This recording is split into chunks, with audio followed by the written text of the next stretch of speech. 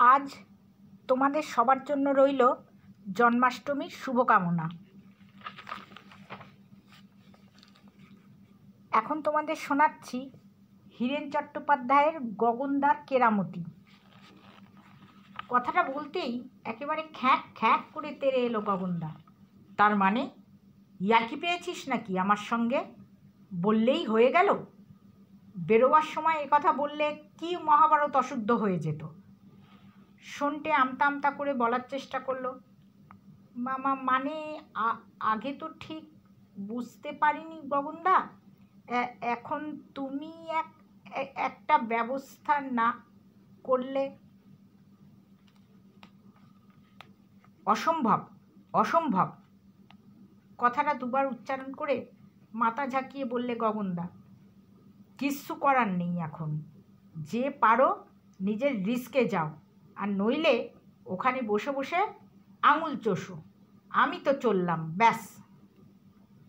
এতক্ষণ বসিনি, এবার কিন্তু সত্যি বসে পড়লাম আমরা কথা শুনে। হ্যাঁ, ওই প্ল্যাটফর্মের ওপরেই।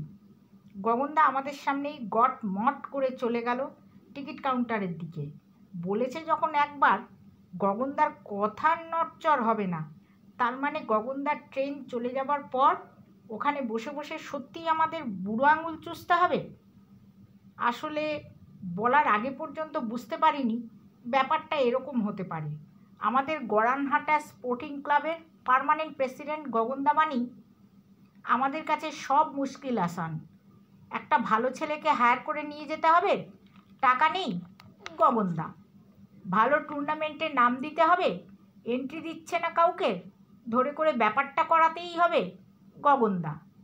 দারুণ টিমের এগেনস্টে খেলা, জিতবার কোনো আশা নেই, কিন্তু যা হোক করে জেতাতেই হবে সেই গগনদা।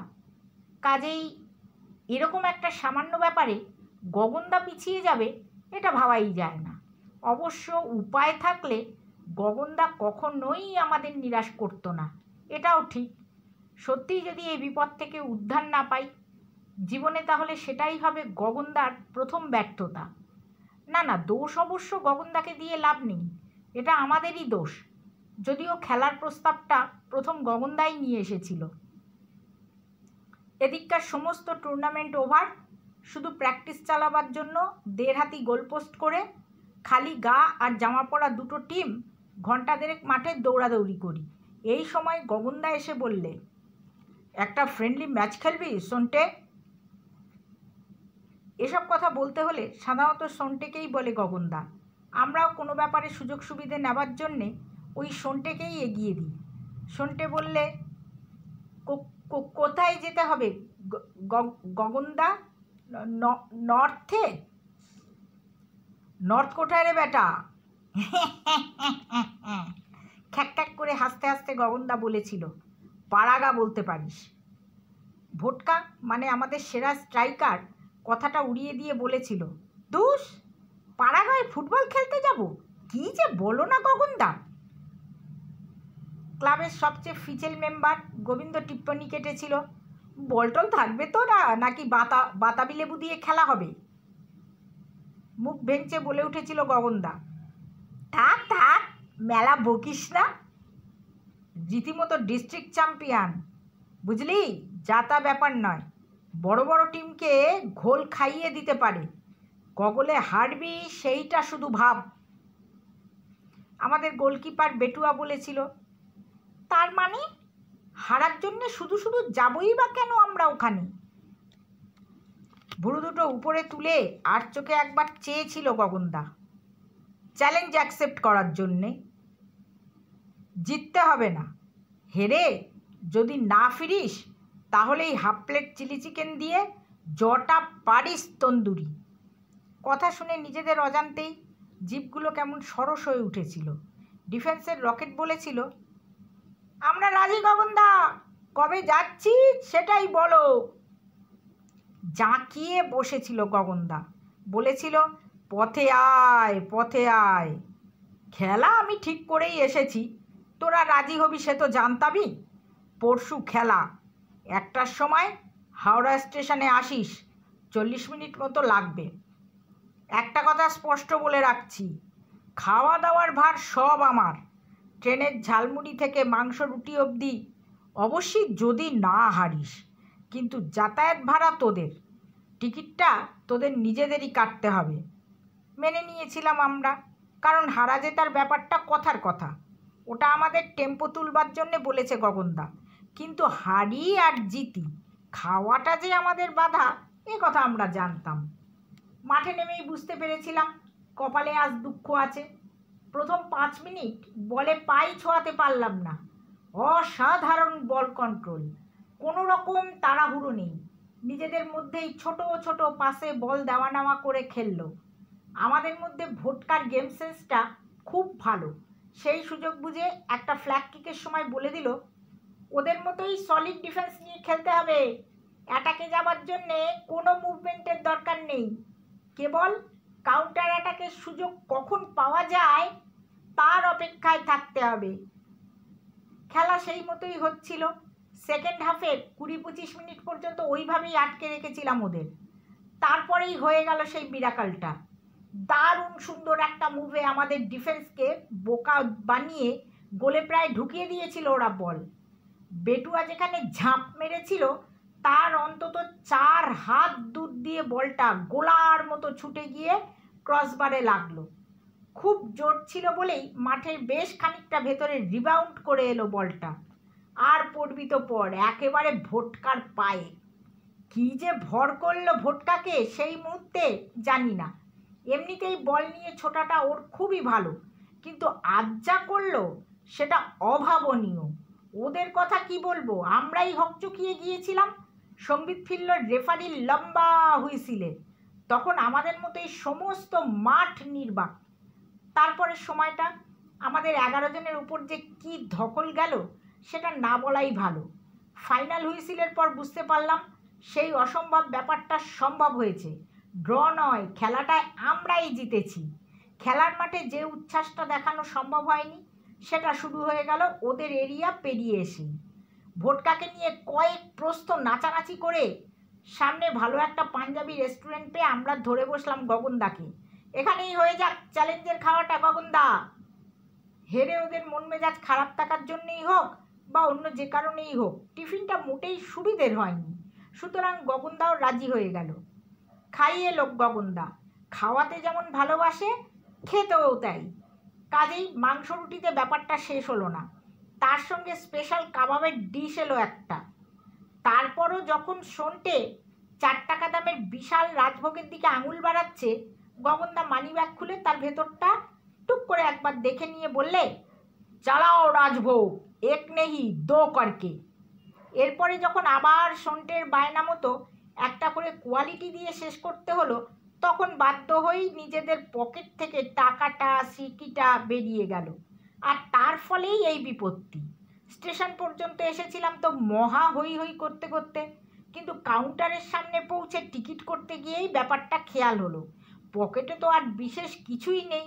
বেকার ছেলে সব আমরা, গোনাগুনতি ওই যাতায়াতের ভাড়াটুকুই এনেছিলাম। সঙ্গে গগনদা আছে, ভাবনারও কিছু নেই। কিন্তু পেল্লায় ভোজের হট্টগোলে আমাদের পকেটেও যে গন্ডগোল শুরু হয়ে যাবে সেটা তো তখন অত বোঝা যায়নি। শেষ ভরসা ছিল গগনদা, অগতির গতি। এতদিন যাবতীয় ঝঞ্ঝাট থেকে তুড়ি মেরে আমাদের পার করে দিয়েছে। শেষকালে এসে যে এইভাবে তড়ি ডোবাবে তা কি আমরা ভাবতে পেরেছি? গম্ভীর মুখে কাউন্টার থেকে বেরিয়ে এলো গগনদা। মুখ গম্ভীর হওয়ার কারণ খুব স্পষ্ট, একটা টিকিটই গগনদার হাতে। তার মানে আমাদের টিকিট কাটার মতো পয়সা গগনদার কাছে এখন নেই। আর হাতে পয়সা কড়ি না থাকলে গগনদার মুখটা বাংলার 5-এর মতো হয়ে যায়, এ কথা কে না জানে। সিগন্যাল দিয়ে দিয়েছে গগনদা, ভোটকা বললে। আমরা কি করব? যা বললুম তাই করবি, প্ল্যাটফর্মে পড়ে থাকবি। বেটুয়া ফ্যাকাশে মুখে হাসার চেষ্টা করলে। ধুত, তাই আবার হয় বুঝি? তাহলে কি হয়? যা করব সব একসঙ্গেই করব। তাহলে ব্যাগ কাঁধে নে, ট্রেন দেখা যাচ্ছে। সন্তু আমতা আমতা করলো, মানে তুমি তো একটাই টিকিট কাটলে দেখলাম। ঠিকই দেখেছিস, আমাদের টিকিট নেই যে।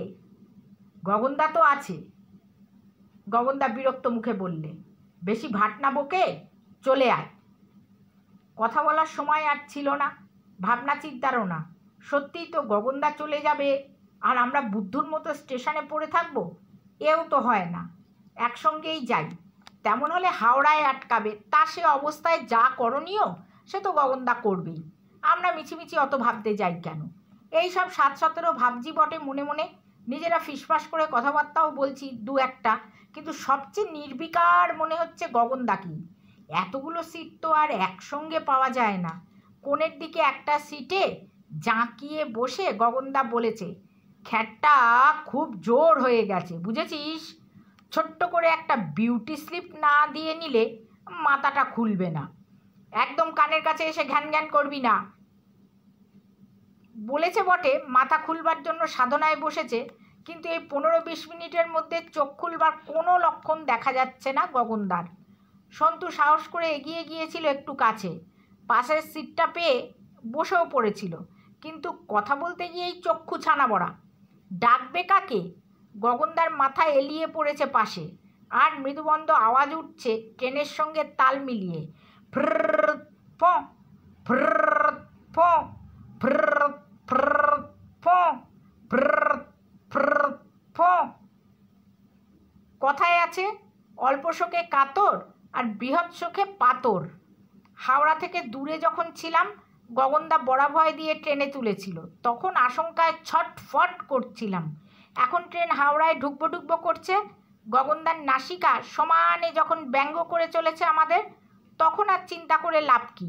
আমরাও ভাবনা চিন্তা ছেড়ে মুখে সিনেমার গানের কলি ভাসতে লাগলাম।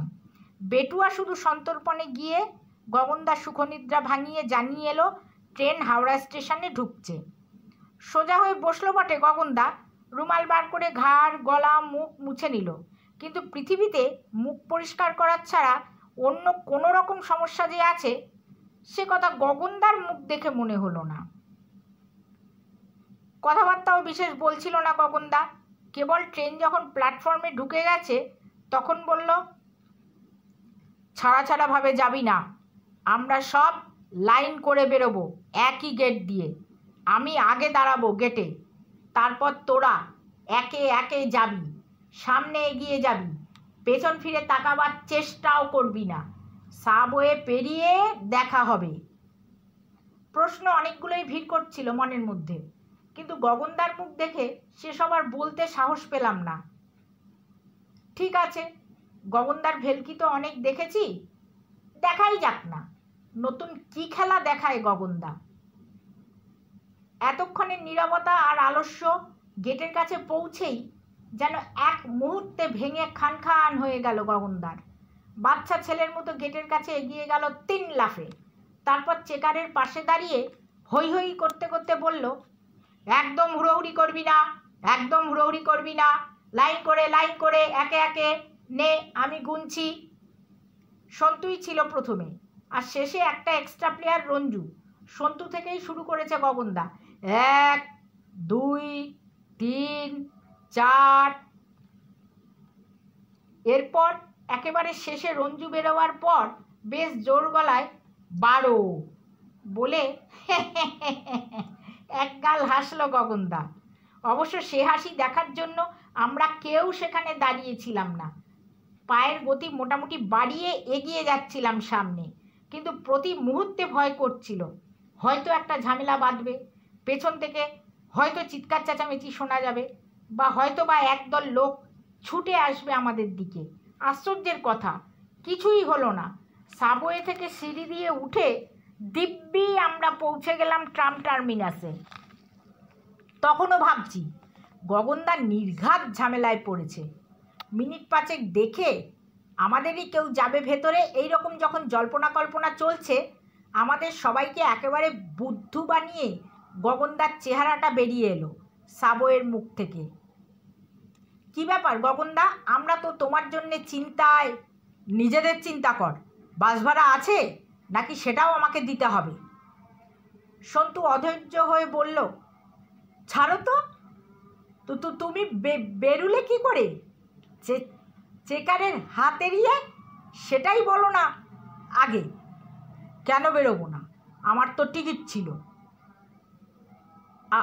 আর আমরা যে 12 জন তোমার সামনে দিয়ে বেরিয়ে গেল, বাহ, তাদের টিকিট আমি কেন দিতে যাব? আমি বলেছি তাদের টিকিট দেবো? বেটুয়া বললে, মানে তুমি নিজে দাঁড়িয়ে গুনেছো 12 অবধি। আরে সেই কথাই তো বলছিল রেচেকার। গগনদার মুখটা চকচকে হয়ে উঠছিল। বললে, আমি বললুম 12 কেন, 100 পর্যন্ত গুনবো আমি। গেটে দাঁড়িয়ে 1, 2, 3 বলায় কোনো নিষেধ আছে? নিয়ে চলুন আপনার স্টেশন মাস্টারের কাছে, জিজ্ঞেস করব সত্যি এরকম করে গোনা বারণ আছে কি না। গুনলেই টিকিট দিতে হবে আমাকে? তারপর প্রথমটা একটু চেঁচামেচি করলে, তারপর মুখ ভেটকে বললে, যান, এবারকার মতো ছেড়ে দিলাম, আর এরকম করবেন না। ফ্যাল করে তাকাচ্ছিলাম মুখের দিকে। মাথায় একটা টোকা মেরে গগনদা বললে, আরে একটু ভরসা রাখ, বুঝলি? Way there is Gagan, there is a way. Bangladesh আমায় চিনল না, এই বড় দুঃখ রয়ে গেল। বলেই এতক্ষণ পরে এই প্রথম একটা দীর্ঘশ্বাস ফেলল গগনদা। কিন্তু আমরা জানি এটা মোটেই দুঃখে নয়, খুশিতে।